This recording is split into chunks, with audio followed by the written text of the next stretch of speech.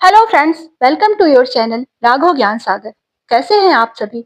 आशा करती हूँ आप सभी बहुत अच्छे होंगे और अपनी पढ़ाई पर फोकस कर रहे होंगे।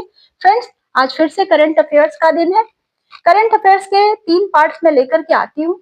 एक महीने में 3 पार्ट्स, 10-10 दिन के पार्ट्स होते हैं दोस्तों। तो आज ये दिसंबर 2024 का ये तीसरा पार्ट है। 21 दिसंबर 2024 से लेकर के 31 दिसंबर 2024। चलिए हम शुरू करते हैं। इससे पहले दिसंबर के 2 पार्ट्स आ चुके हैं, जिसका जो लिंक है डिस्क्रिप्शन बॉक्स में डाल देंगे, आप उसको देख लें। चलें क्वेश्चंस की तरफ चलते हैं देर न करते हुए। क्वेश्चन नंबर 1 आपकी स्क्रीन पर है। भारत U19 महिला एशिया कप 2024 के फाइनल में किस टीम का सामना करेगा? किस टीम का सामना करेगा? तो करेगा नहीं फ्रेंड्स, किया इसने 22 दिसंबर 2024 को फाइनल में बांग्लादेश का सामना किया। भारत ने बांग्लादेश का सामना किया महिला एशिया कप 2024 में। नेक्स्ट क्वेश्चन, यूक्रेन को लेकर अमेरिकी राष्ट्रपति चुनाव डोनाल्ड ट्रंप के साथ संभावित वार्ताओं में राष्ट्रपति व्लादिमीर पुतिन क्या करने के लिए तैयार हैं? रूसी सैनिकों को वापस बुलाना, बी है युद्ध समाप्त करने के लिए समझौता करना, सी कड़े प्रतिबंध लगाना, डी सैन्य गठबंधन बनाना। तो इसका सही आंसर जो है वो है ऑप्शन नंबर बी, युद्ध समाप्त करने के लिए समझौता करना। रूस के राष्ट्रपति व्लादिमीर पुतिन युद्ध समाप्त करने के लिए अमेरिकी राष्ट्रपति चुनाव डोनाल्ड ट्रंप के साथ संभावित वार्ताओं में यूक्रेन को लेकर समझौता करने के लिए तैयार है। नेक्स्ट क्वेश्चन, विश्व ध्यान दिवस कब मनाया जाता है? 1 जनवरी, 21 जून, सी 21 दिसंबर, डी 10 अक्टूबर। तो विश्व ध्यान दिवस 21 जून को मनाया जाता है।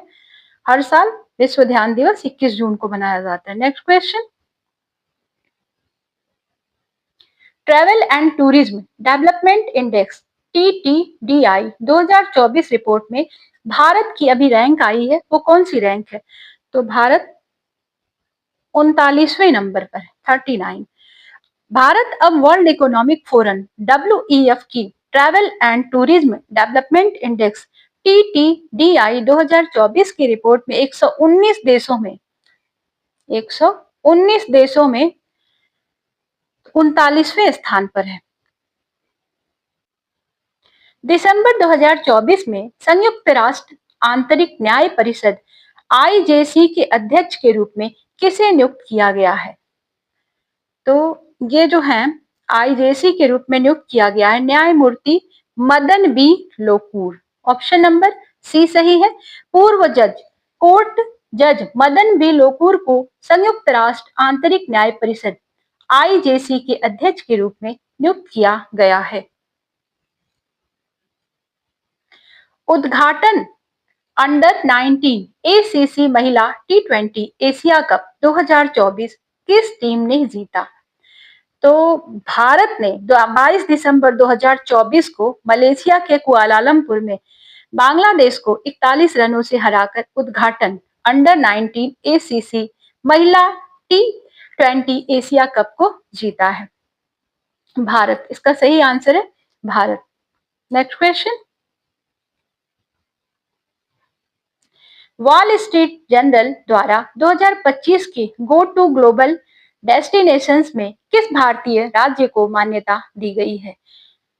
तो हमारे मध्य प्रदेश को वॉल स्ट्रीट जर्नल द्वारा 2025 के लिए, मध्य प्रदेश को 2025 के लिए गो टू ग्लोबल डेस्टिनेशंस में से एक के रूप में चुना गया है। नेक्स्ट क्वेश्चन, नवीनतम भारत राज्य वन रिपोर्ट 2023 के अनुसार भारत के भौगोलिक क्षेत्र का कितने प्रतिशत वन और वृक्ष आवरण से आच्छादित है? तो भारत का 25.17% जो है कुल वन और वृक्ष आवरण जो है 82,07,367 वर्ग किलोमीटर है, जो कि देश के भौगोलिक क्षेत्रफल का 25.17% है। नेक्स्ट क्वेश्चन, दिसंबर 2024 में प्रधानमंत्री नरेंद्र मोदी को कुवैत द्वारा कौन सा सर्वोच्च नागरिक सम्मान प्रदान किया गया? कुवैत द्वारा। तो फ्रेंड्स, ये जो सम्मान था, द ऑर्डर ऑफ मुबारक अल कबीर, ये प्रधानमंत्री नरेंद्र मोदी को 22 दिसंबर 2024 को अपनी राजकीय यात्रा के दौरान कुवैत के अमीर शेख मिसाल अल अहमद अल जाबेर अल सबह द्वारा कुवैत का सर्वोच्च नागरिक सम्मान द ऑर्डर ऑफ मुबारक अल कबीर प्रदान किया गया। राष्ट्रपति चुनाव, डोनाल्ड ट्रंप ने आर्टिफिशियल इंटेलिजेंस पर वरिष्ठ व्हाइट हाउस नीति सलाहकार के रूप में किसे नियुक्त किया है? का सही आंसर है श्रीराम जो कृष्णन है, श्रीराम कृष्णन को इन्होंने, डोनाल्ड ट्रंप ने भारतीय अमेरिकी उद्यमी श्रीराम कृष्णन को आर्टिफिशियल इंटेलिजेंस एआई पर वरिष्ठ व्हाइट हाउस नीति सलाहकार के रूप में नियुक्त किया है। अगला प्रश्न है, अगला है 2025 आईसीसी चैंपियंस ट्रॉफी में भारत के मैच कहां आयोजित किए जाएंगे? पाकिस्तान, भारत, संयुक्त अरब अमीरात यूएई और डी है इंग्लैंड। तो ये जो मैच है, भारत के मैच, ये संयुक्त अरब अमीरात यूएई में किए जाएंगे आयोजित। पाकिस्तान क्रिकेट बोर्ड पीबीसी ने 2025 आईसीसी चैंपियंस ट्रॉफी में भारत के मैचों के लिए संयुक्त अरब अमीरात को न्यूट्रल वेन्यू के रूप में चुना है। नेक्स्ट क्वेश्चन,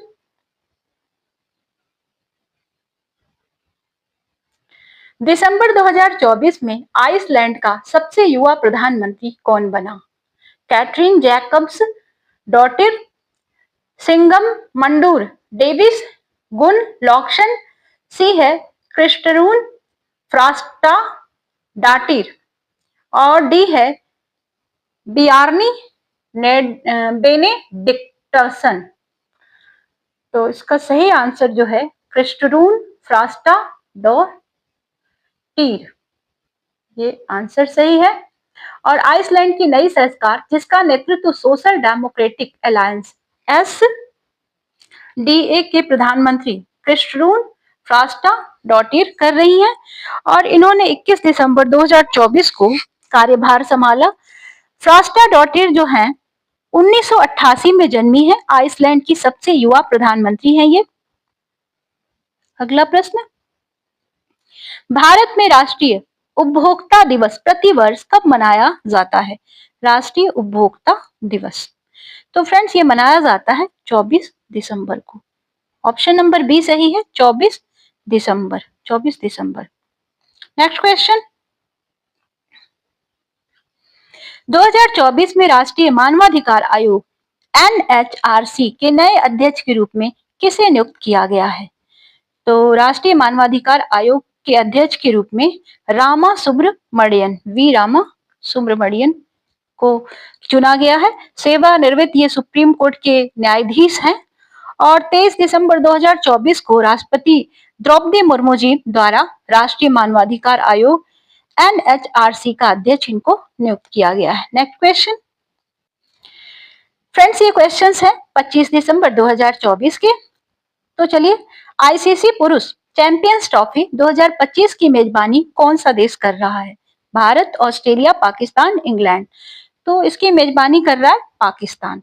आईसीसी पुरुष चैंपियंस ट्रॉफी 2025 19 फरवरी से 9 मार्च 2025 तक आयोजित होगी और यह 1996 के बाद पाकिस्तान द्वारा आयोजित पहला वैश्विक क्रिकेट टूर्नामेंट होगा जिसमें यूएई न्यूट्रल वेन्यू के रूप में शामिल है। नेक्स्ट क्वेश्चन, दिसंबर 2024 में जनरल डॉक्टर विजय कुमार सिंह सेवानिवृत्त को किस राज्य का राज्यपाल नियुक्त किया गया है?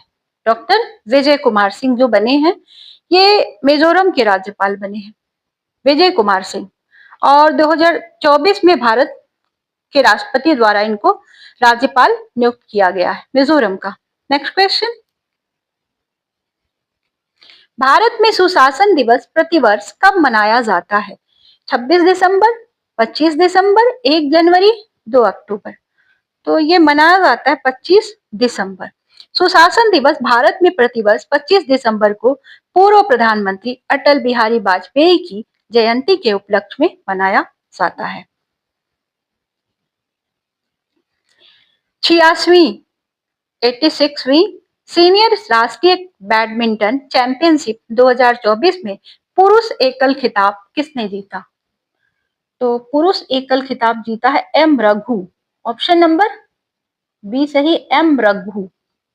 इन्होंने जीता है 24 दिसंबर 2024 को बेंगलुरु में आयोजित 86वीं 86वीं मतलब 86 वाली जो है, इसको सीनियर बैडमिंटन चैंपियनशिप के फाइनल में मिथुन मंजूनाथ को हराया है। मिथुन मंजूनाथ और हराया है 14 21 21 14 और 24 22 से हराया है। नेक्स्ट क्वेश्चन, दिसंबर 2024 में आईसीसी पुरुष टेस्ट बॉलिंग रैंकिंग में 904 रेटिंग पॉइंट प्राप्त करने वाले भारतीय गेंदबाज कौन है, जो किसी भारतीय गेंदबाज द्वारा हासिल की गई सर्वोच्च रेटिंग के बराबर है? तो ये खिलाड़ी हैं जसप्रीत बुमराह। इन्होंने रविचंद्रन अश्विन द्वारा हासिल की गई सर्वोच्च रेटिंग के, इनकी जो रेटिंग है वो बराबर है। 904 रेटिंग पॉइंट इन्होंने प्राप्त किया आईसीसी पुरुष टेस्ट बॉलिंग रैंकिंग में। जसप्रीत बुमराह। नेक्स्ट क्वेश्चन,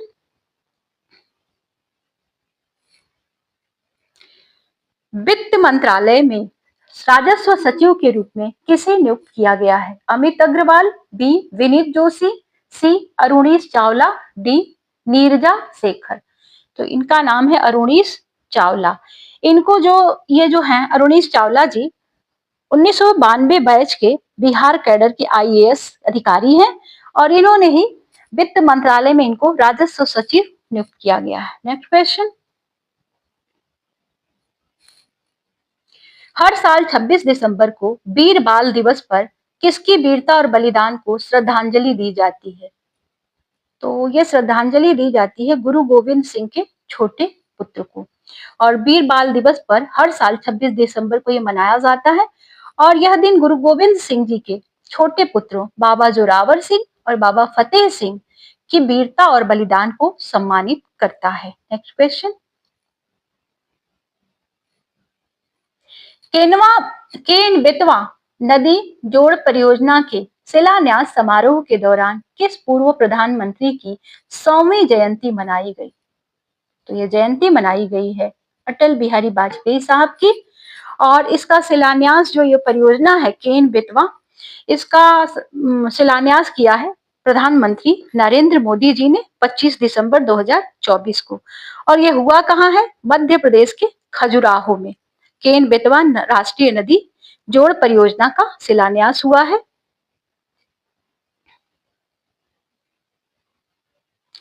पूर्व प्रधानमंत्री डॉक्टर मनमोहन सिंह को किसके वास्तुकार के रूप में जाना जाता है, व्यापक रूप से जाना जाता है?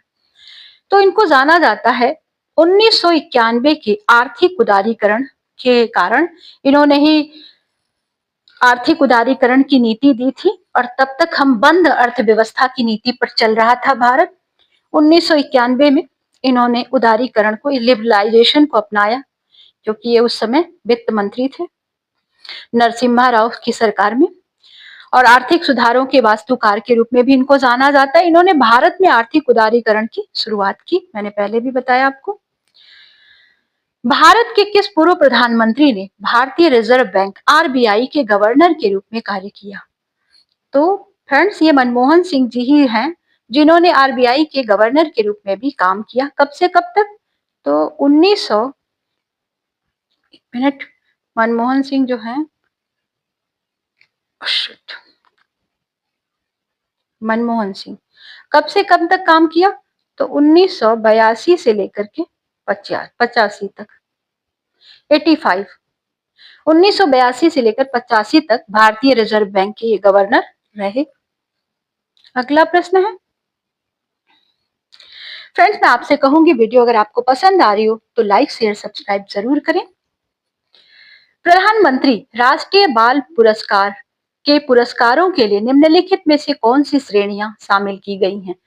तो राष्ट्रीय बाल पुरस्कार देने के लिए ये जो श्रेणियां शामिल की गई हैं, उसमें उसका ऑप्शन है पहला कला और संस्कृति, वीरता, नवाचार, विज्ञान और प्रौद्योगिकी, सामाजिक सेवा, खेल और पर्यावरण। और इन श्रेणियों द्रौपदी मुर्मू जी ने 26 दिसंबर को 2024 को नई दिल्ली में 17 बच्चों को प्रधानमंत्री राष्ट्रीय बाल पुरस्कार प्रदान किए और इन बच्चों को कला, संस्कृति, वीरता, नवाचार, विज्ञान, प्रौद्योगिकी के क्षेत्र विशेष उपलब्धियों के लिए ये सम्मान मिला है।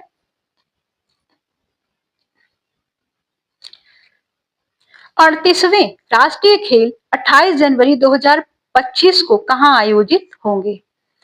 तो ये आयोजित होंगे उत्तराखंड में। 38वें राष्ट्रीय खेल 28 जनवरी 2025 से शुरू होंगे और उत्तराखंड के जो मुख्यमंत्री हैं पुष्कर सिंह धामी ने 26 दिसंबर 2024 को नैनीताल जिले के हल्द्वानी से 38वें राष्ट्रीय खेलों की मशाल यात्रा का उद्घाटन कर दिया है। इन्होंने पुष्कर सिंह धामी वहां के उत्तराखंड के जो ये क्या है मुख्यमंत्री उत्तराखंड। ऑप्शन नंबर बी सही है।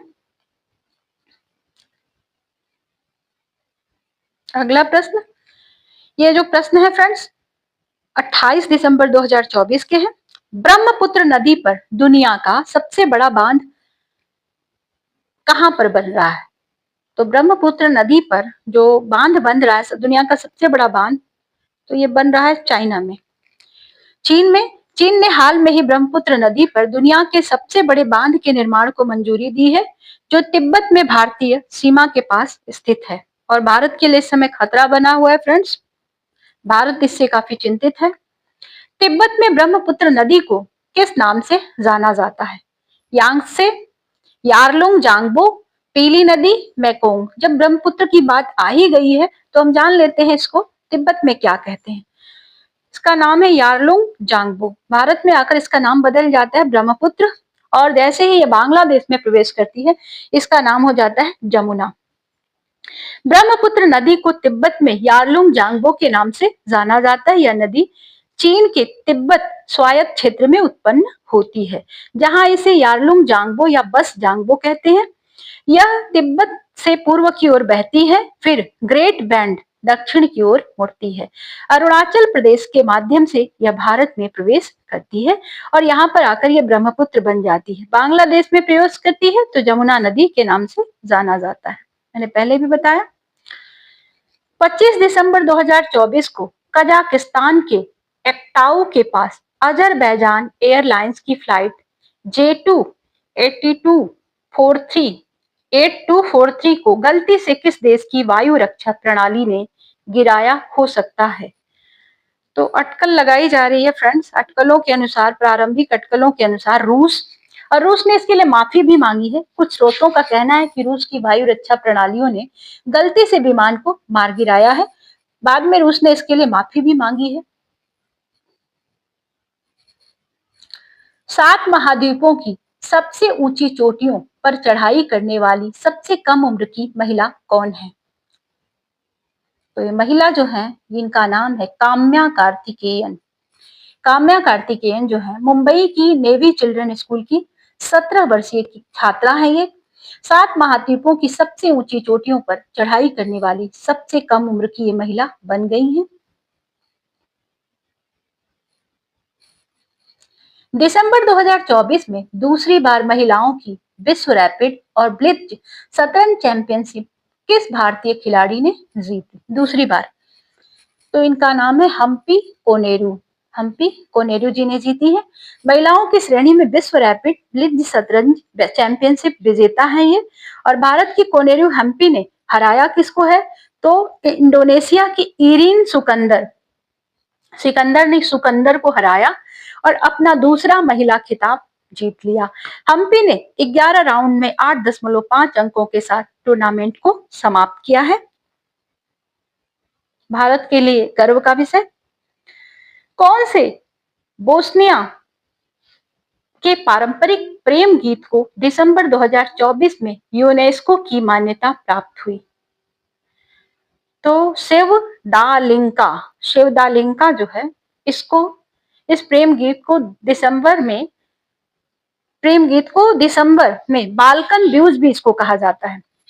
और 27 दिसंबर 2024 को यूनेस्को द्वारा मान्यता दी गई है। इसे अमूर्त सांस्कृतिक धरोहर की राष्ट्रीय सूची में शामिल किया गया।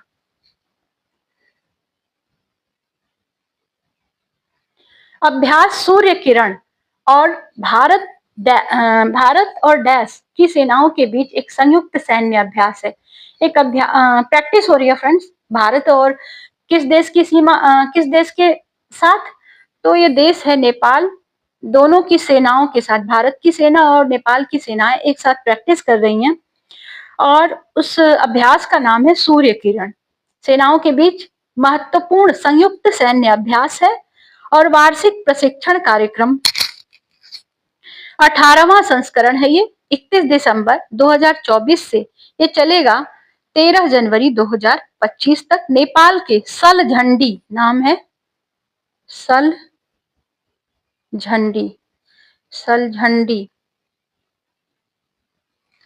सलझंडी में आयोजित किया जाएगा। नेपाल की जगह है सलझंडी। नेक्स्ट क्वेश्चन, दिसंबर 2024 को लॉन्च किए गए इसरो के PSLV-C60 मिशन का मुख्य उद्देश्य क्या था? तो इसका जो उद्देश्य था, अंतरिक्ष डॉकिंग तकनीक का प्रदर्शन करना। और मुख्य उद्देश्य है पृथ्वी की गोलाकार कक्षा में दो छोटे अंतरिक्ष यानों SDX-01 चेसर और SDX-02 टारगेट का उपयोग करके अंतरिक्ष डॉकिंग तकनीक का प्रदर्शन करना था। टेस्ट क्रिकेट में बॉर्डर गावस्कर ट्रॉफी भारत और किस देश के बीच खेली जाती है? बॉर्डर गावस्कर ट्रॉफी भारत और किस देश के बीच में खेली जाती है? तो खेली जाती है भारत और ऑस्ट्रेलिया के बीच में। 30 दिसंबर 2024 को बॉर्डर गावस्कर ट्रॉफी क्रिकेट में ऑस्ट्रेलिया ने चौथे टेस्ट के 5वें और अंतिम दिन भारत पर 184 रनों से जीत दर्ज की है।